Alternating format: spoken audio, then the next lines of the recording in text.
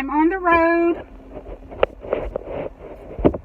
I have some things I need to go pick up today, but I wanted to check in with you guys. I'm trying to get the camera right. Okay, I think that's it. So I wanted to tell y'all what I had, like a horrible, terrible experience. Was it last night? I think it was Friday. No, was it Saturday?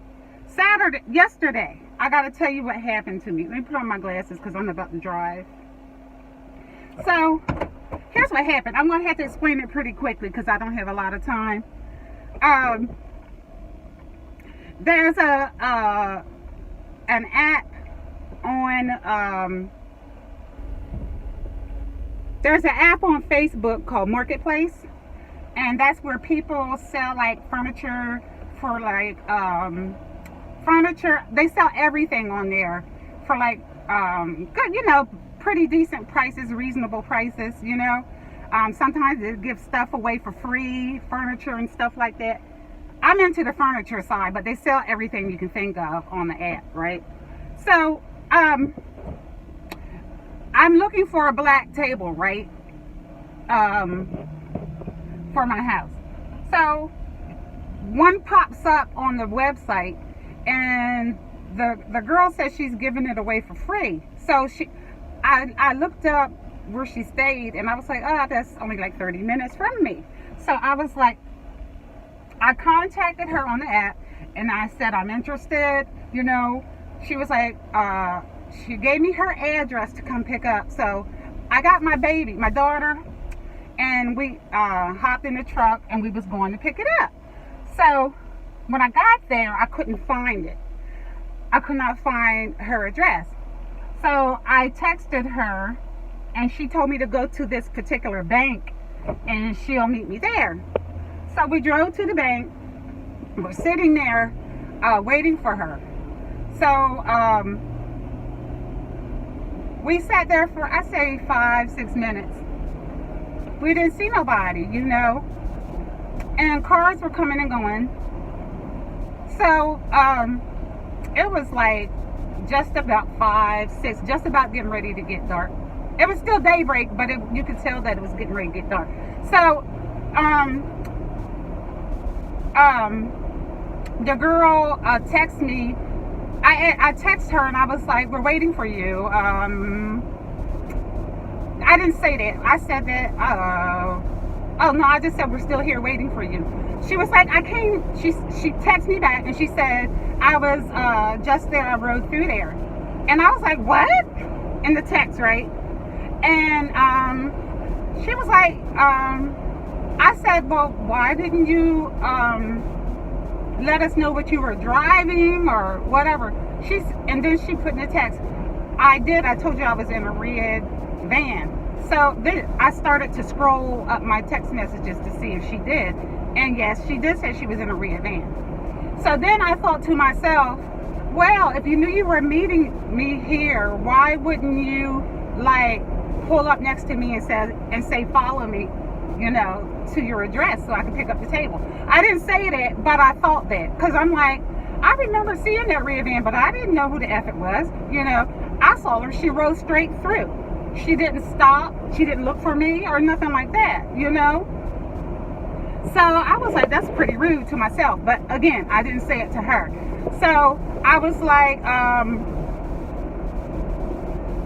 what's your, she gave me her address again. And so I was like, okay, we're going to try to find you.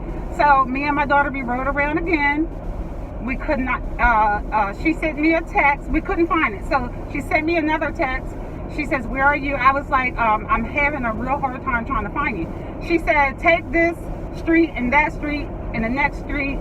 She says, there's a one-way street where you make a left. She said that you're not supposed to make a left on. She said, but everybody does it, so you go ahead and make the left too. And I looked at my daughter, and I was like, what the F? She's telling me to go down a one-way street, And I was like, okay, that doesn't seem right. So I was like, okay, we're about to take off and try to find you again. So we try to find her. We looking everywhere, and couldn't find her. So I was like, you know what? I texted her again, and mind you, I was very patient and polite with her because to me she acted like a damn crackhead, really. So she said, you know what, lady? She is like, forget it, just forget it. She is like, it's too much trouble, just forget it. You know, and that's what she said in the text, right? And I was like, what the hell? To myself. I didn't say it to her. So what I texted her back, and I said, I was like, really? Did you just have me drive here 30 to 35 minutes away, right? Did you really just have me drive here for nothing? That's what I said in the text, right? No cussing or nothing. Although she was rude, I still, you know, kept my composure. And then I looked for a response. I got none. So then I scrolled up a little bit more. Then she is like, the table is outside or something like that. So I looked at my daughter, because my daughter was like, Mom, let's go home. And I was like, no, I drove this far. I want the table. And I said, she texted a message saying that the table was outside. So let's keep trying to find it, you know? And we rode around. So we riding down, you know, we riding slowly. And all of a sudden, my daughter says, Mom, there's the table. She pointed it out. And so I backed up a little bit, which I shouldn't have because I was on the highway. You know, well, riding like through town, like a business district. So I backed up, and then I pulled up behind her. It was the red van that I had saw, and I didn't even know she was standing there. So my daughter was like, that's her with the purple hair. And I was like, oh, okay, you know. So I got out, I pulled up behind her her van. I got out, and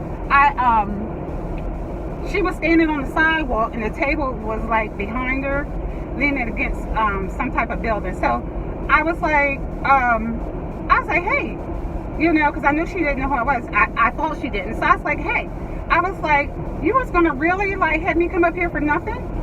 That's how I said it.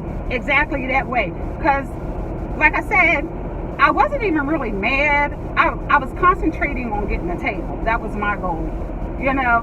So, as soon as I said you were going to have me come up here for nothing, right? That's what I said. And I thought she was going to be like, well, there's the table, you know, take it, you know. But no, she started snapping out on me. Okay?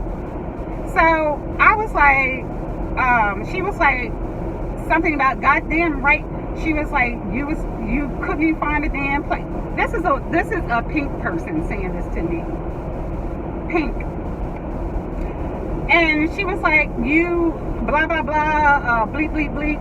And I was like, who do you think you're talking to? And she was like, get off my property, get the F off my property. And you know, I was like maybe 2 arm distances from her, right, while she was talking that crap. So I began to cuss her the fuck out. I told her she looked like a crackhead. I said, you got one eye going that way and your other eye going that way. Are you looking at me? Because I can't tell. I said, your eyes are crooked. I said, maybe I should knock your, I said knock something about her eyes. Knock your eyes straight or something like that. I was so hot.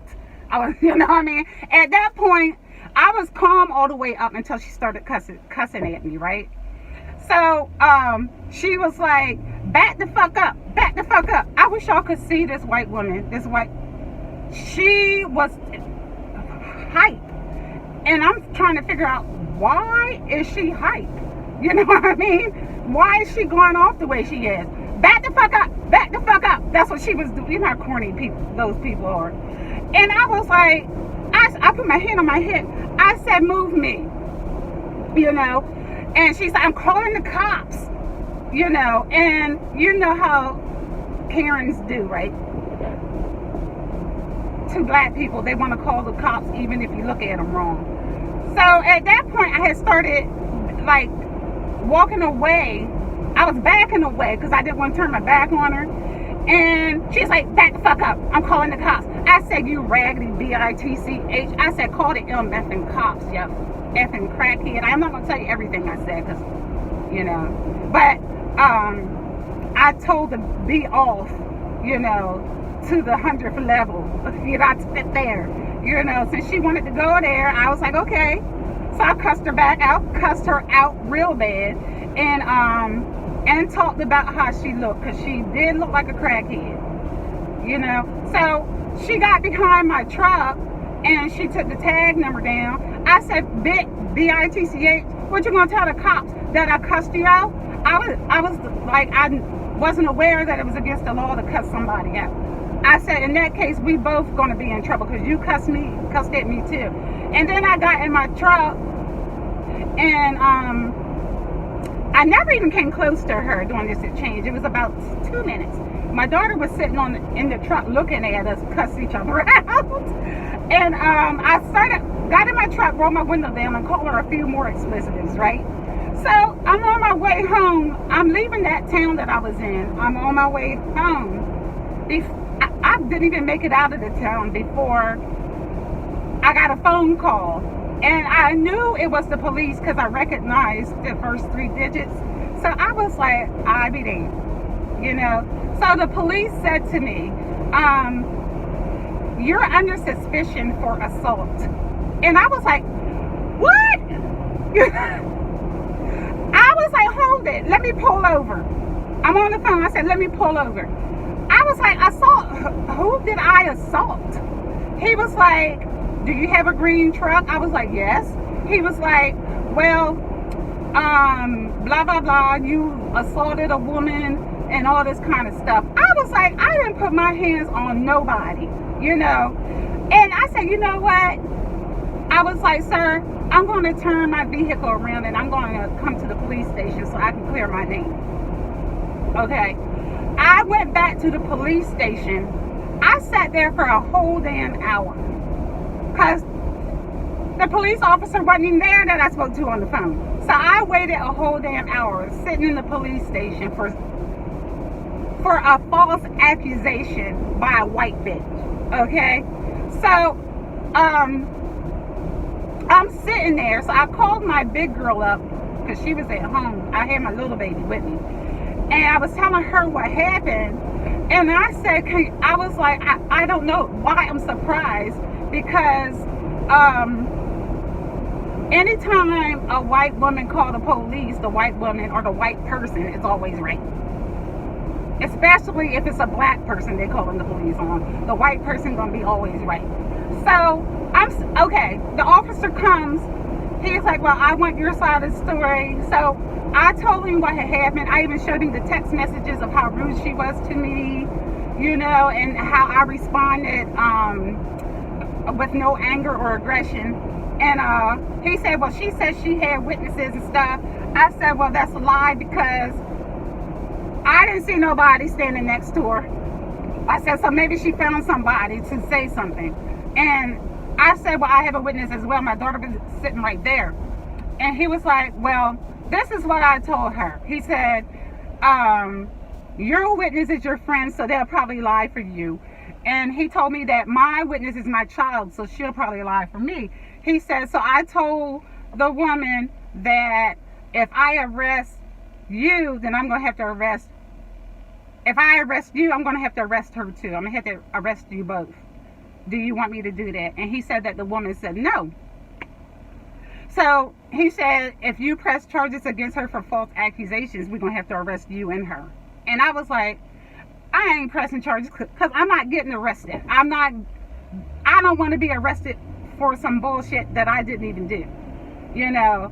And I said, you police officers amaze me.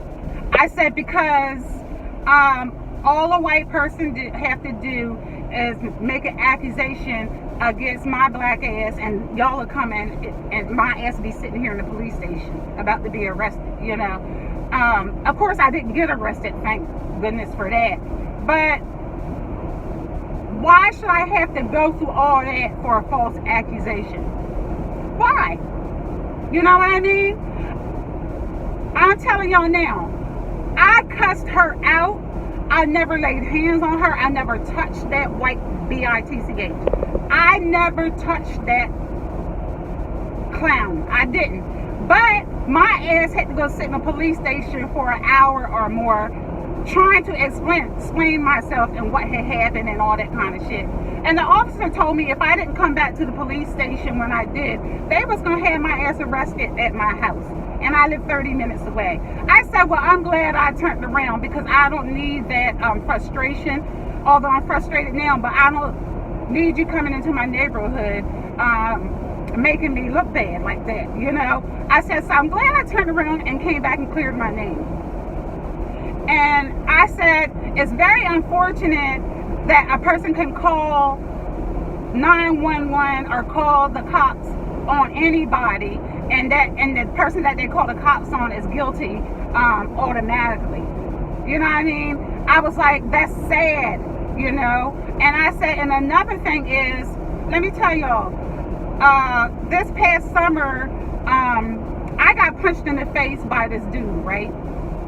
That I took him out with me. We went to a bar. He didn't want to leave. I told him I was leaving. He caught an attitude. We riding in the car and he punched me in my face. He snuck me, right? Because I had my head down into my phone. And as soon as I lift my head up, pow, he punched me dead in the face, right? So I called the police. Well, did I call? Yeah, I called the police, right? The police came, but I guess they couldn't find him. He ran. But the thing is when they did find him, I got the paperwork in the mail, and this was over the summer. This is what? This is October. Do you know they have not done nothing to this dude? They haven't done shit to this dude. He out walking around living his life, you know. So my thing is, when it's black on black crime, then it's fine. Y'all don't do a motherfucking thing. But now, if it's a black on white crime, let's say that there was a crime, y'all asses want to lock my black ass up just on the mere fact that she said I did something. You won't lock a Negro up for punching me in my damn face, but you'll lock my black ass up for a false accusation. What type of shit is that? And you know what? I shouldn't even be surprised, because I watch this daily. I watch this daily happening to other black people, you know? And I never thought that this bullshit would fucking happen to me. But here, it happened. It happens. You never really know. You know what I mean? It's easy for us black people here in America to get in fucking trouble. Especially when we haven't done a motherfucking thing. You know what I mean? Excuse me, my throat has been itchy for a week now. But I wanted to share that experience with y'all. And when I got home that night, I was so thankful to be home. You know what I mean? Because that bitch could have easily had my black ass arrested and sitting in a jail cell for nothing. Easily. You know what I mean? So when I got home, I was so thankful for my freedom that all I could do was just shake my head. That's all I could do when I got home, you know? And be thankful for what I had. Because I was like, you know, just a mere phone call. A phone call for no reason. You can be minding your own damn business, look at a cracker wrong, and they can have your ass locked up if they get mad. You know what I mean? And that's a sad fucking, like I said, we black people are treated like fucking criminals anyway here in the United States. We don't have to do a motherfucking thing. You know what I'm saying? It's happening every day. I just thought that it would never happen to me. Because I'm a homebody. I don't really go no fucking where. You know what I mean? So I was just going to pick up some furniture, and my ass ended up in the fucking police station. Sitting in the fucking police station for nothing that I did. Just simply sitting in the police station because Becky told them that I assaulted her. and all I did was cuss the bitch out. You know what I'm saying? She didn't like being cussed out by my black ass, so she decided she gonna call the cops on me and make up some bullshit. Her ugly, crooked ass, crackhead, motherfucking pink ass need to be sitting in a motherfucking jail cell for making false accusations. Really, she need to be sitting her white ass in a damn jail cell. All right, people, I love you. I'm getting ready to go in the house.